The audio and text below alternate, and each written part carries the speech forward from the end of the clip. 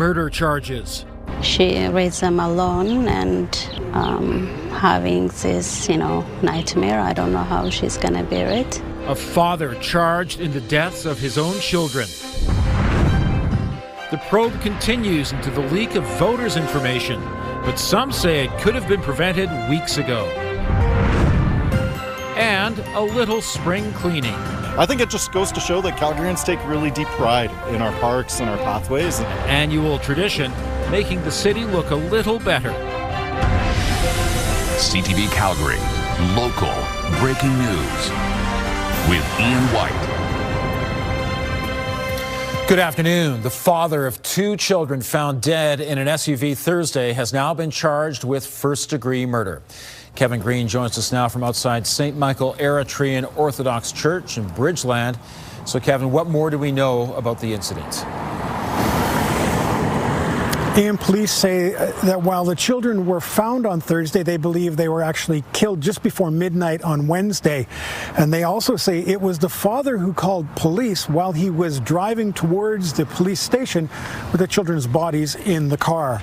Police say the father picked up the children between 5 and 6 p.m. We've learned he told their mother he was taking them to a playground.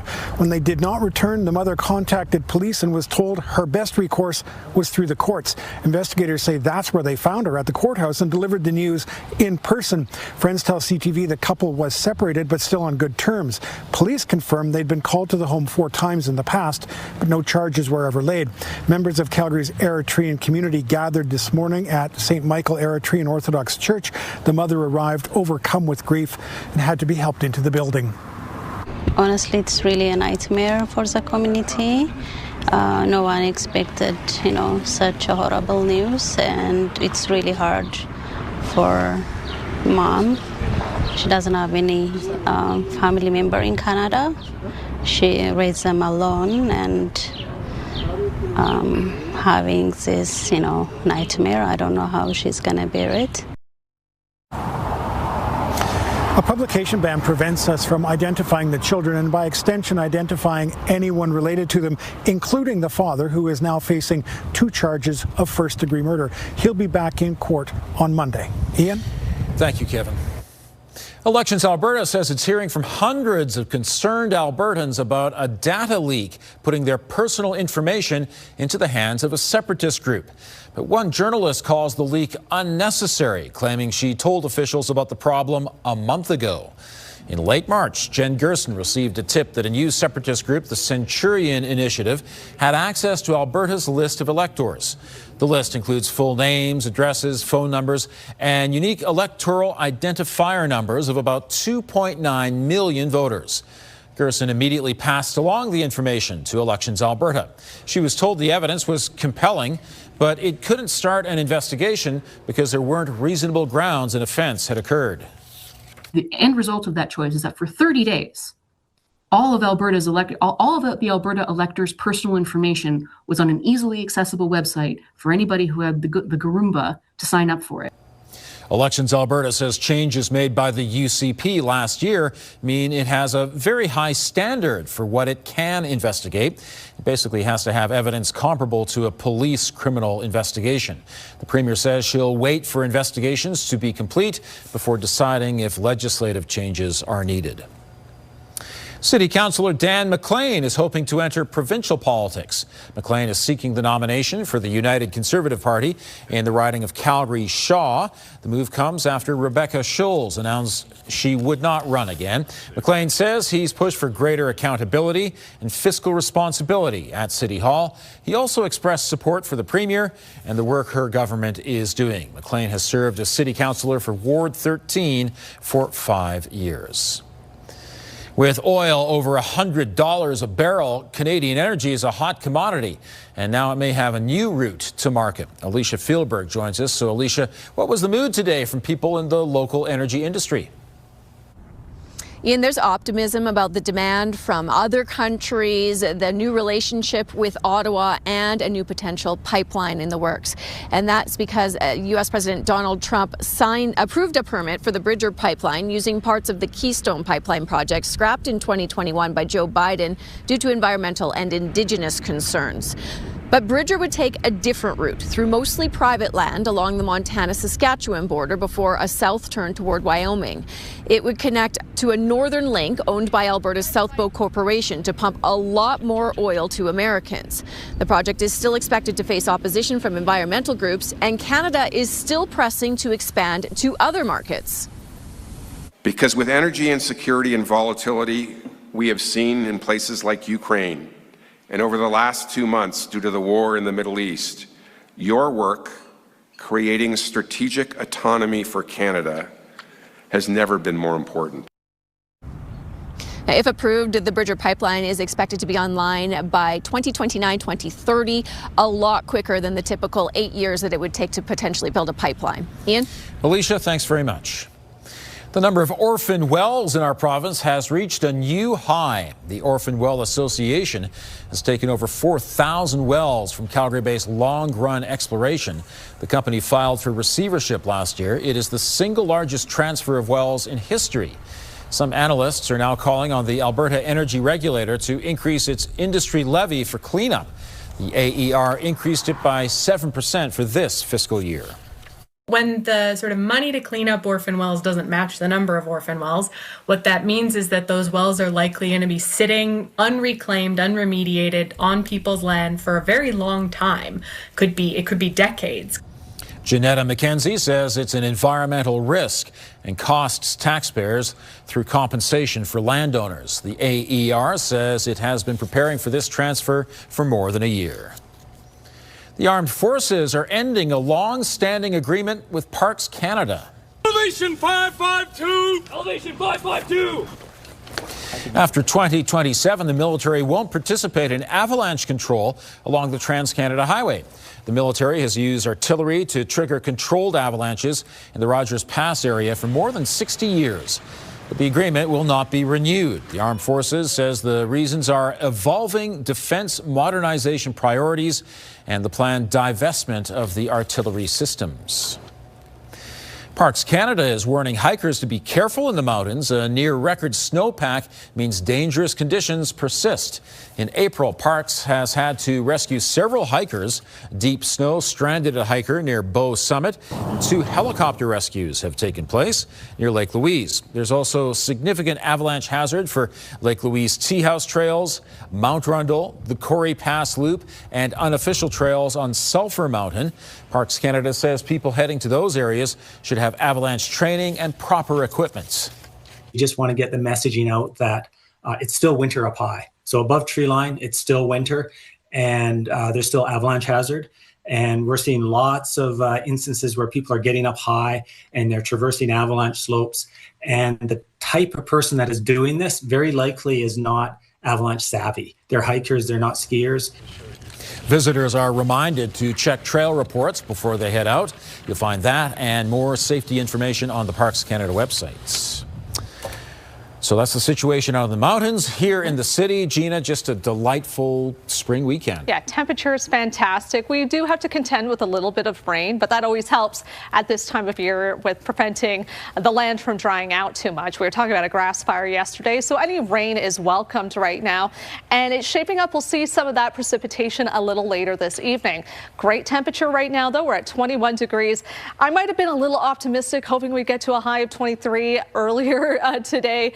The clouds just arrived a little quicker than expected, and they're bringing that rain, as you see on the radar satellite there. So when we look at your 24-hour forecast, brought to you by 5th Avenue Volkswagen, family-owned, community-driven. Discover more at 5th Avenue Volkswagen. There's that potential for showers scattered throughout the city throughout the evening and overnight tonight. Bit of a cloudy start for your Saturday morning there, but a nice above-seasonal high once again, Ian, of 18 degrees by the afternoon. Thanks, Gina. There are events this month celebrating the cultures of hundreds of thousands of Calgarians. Still to come, what's on tap for Asian Heritage Month. And several families displaced and one somewhat cranky cat in a fire in Cochrane. Also, if you have a news tip, text us at 10400.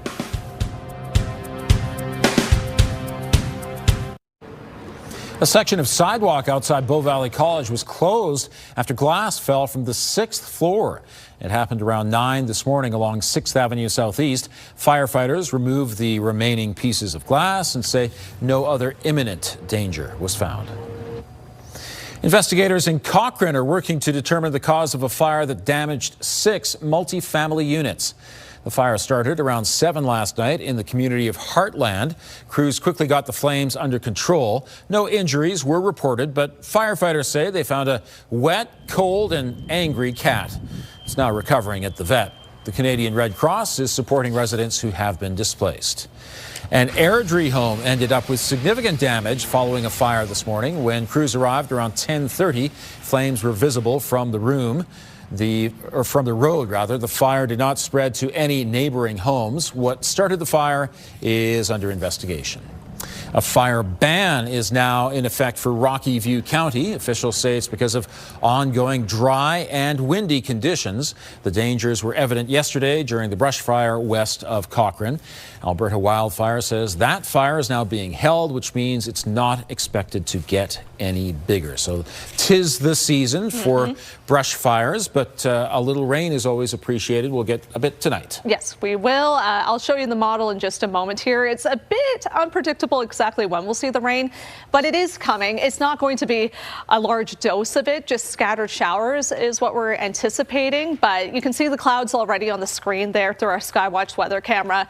We started to see those clouds move in earlier this afternoon, ushered in by some fairly breezy conditions. Not seeing it too much on our wind speed map right now, but we are seeing areas at around 11 to 30 kilometers an hour in the Lethbridge area.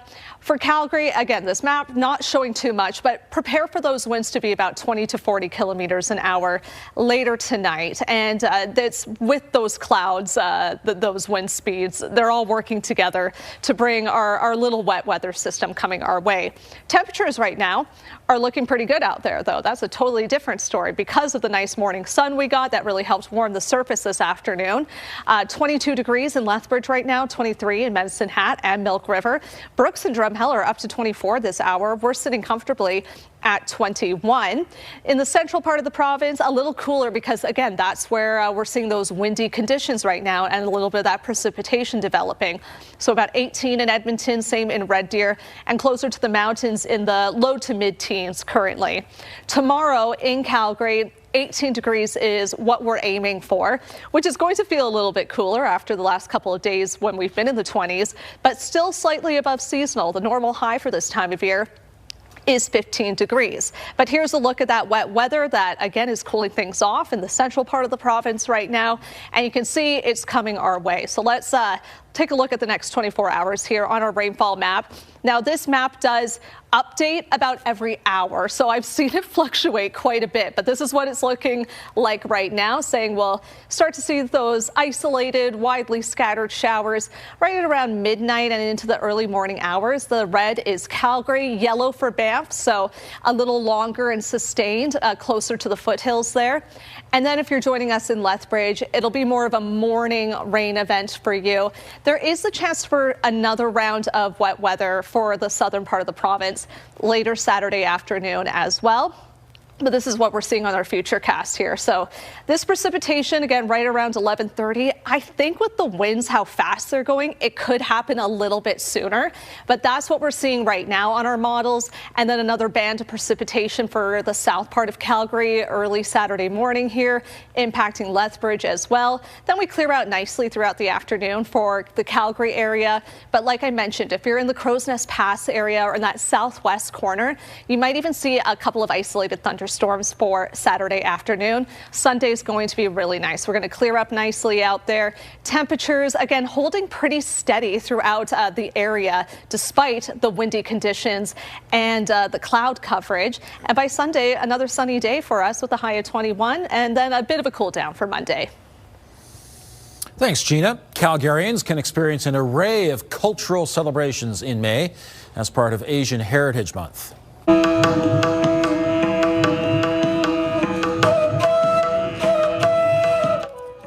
Celebrations kicked off at the New Gallery in Chinatown. Events coming up in May include Chinese musical experiences at the National Music Center, an International Game Day, a Hong Kong Association street food event, a Japanese kimono fair, Korean community drumming workshops, and events by the Hindu and Sikh communities. Some events are ticketed, while others are free. It builds community spirit and it builds unity, which is very important for Canada today. So it's very important. And then for the community to see themselves included and reflected, being part of the broader Calgary community, Alberta community, is very important for them to strengthen the sense of belonging. The Asian Heritage Foundation was formed in 2002, the same year that May was designated as National Asian Heritage Month. A Calgary community is celebrating the opening of a unique feature today. This is the scene live at 32nd Street Southeast near 17th Avenue. It's the grand opening for a year-round outdoor skating rink. The rink has a synthetic surface enabling skating throughout the summer. And Kids Sport is offering free skate rentals tonight. The food, music, and the party run until 8 o'clock. It's a long list, tens of thousands of people who have filed complaints about airlines in Canada. Just ahead, Ottawa's new plan to help passengers who say they've been wronged by carriers.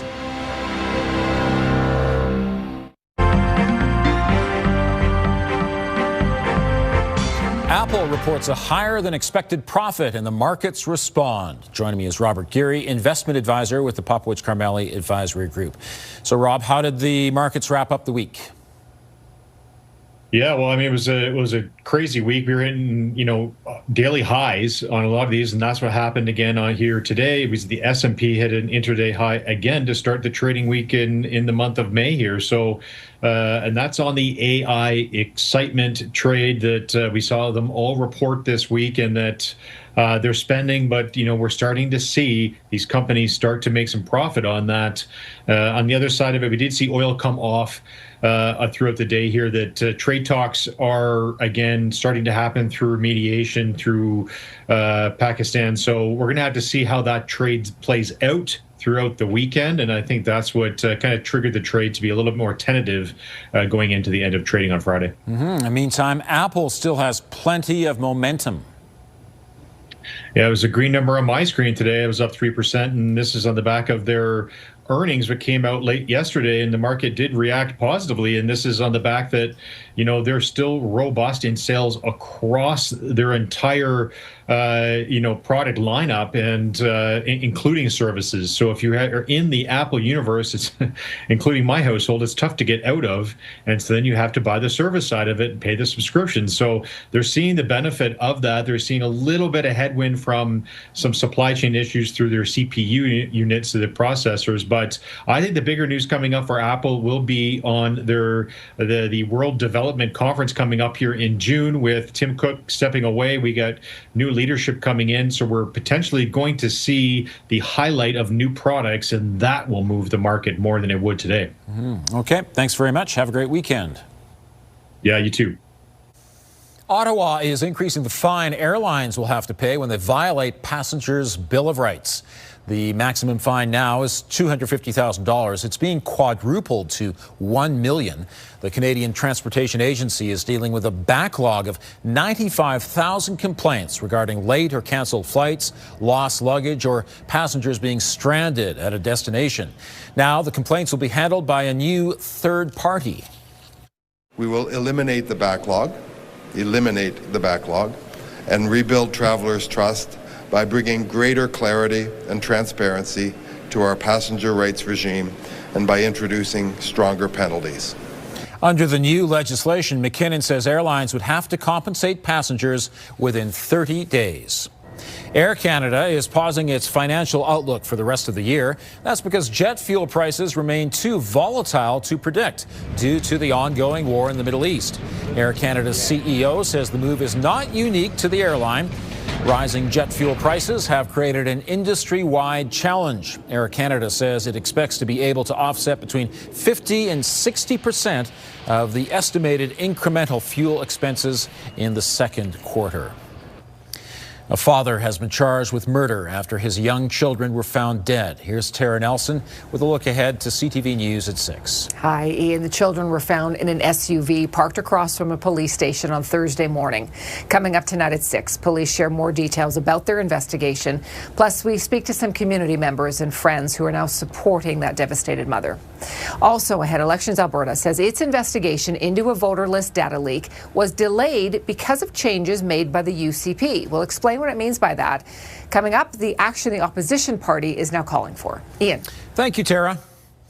Alberta's government has appointed 16 members to the Teachers Advisory Council to help shape K to grade 12 education policy. The council members, including teachers and teacher leaders, will have the opportunity to share their perspectives on emerging issues and policy. The members have been appointed for a term ending in June of 2027 with eligibility for reappointment. Participation is voluntary and unpaid, with meetings held online outside of school hours. We have been looking forward to weather like this for quite a while. Right now in Calgary, mostly cloudy and 21 degrees. Gina has the weekend forecast coming up. I bet a lot of people have long overdue tee time set up for the weekend. So if they had it, what's the best time to play golf? Morning should be good, but even later in the afternoon. Tomorrow we're going to see some really nice weather here. I, by accident, pulled up our weather window, Ian, so we're just going to hold it on that for this one here. Why not? It's beautiful. You know what they say, April showers, they bring those May flowers, and they bring good tee times for golfing as well. So temperatures tomorrow are looking really nice. We'll be back into the high teens, a little bit of early morning showers, but a really nice looking weekend ahead. Thanks, Gina. It is an annual tradition that helps keep our city looking its best, the Pathway and River Cleanup. The mayor joined volunteers today to pick up litter along 300 kilometers of pathways and riverbanks. These volunteers from ConocoPhillips are just some of over 2,000 registered to help out every year. The program started back in 1967 when a young girl notified the city there is garbage on the shore of the Elbow River. Since then, the cleanup effort has gone ahead every year in every corner of the city. I think it just goes to show that Calgarians take really deep pride in our parks and our pathways, and we have to bear in mind that, this is an important day for us to come together to keep our parks clean, but we have a responsibility as well throughout the rest of the year to make sure that it's not as burdensome for volunteers when this weekend comes around. And the Pathway and River Cleanup runs until Sunday, so you'll see more of those volunteers out there. Thank you for joining us. Now here's the early edition of the CTV National News.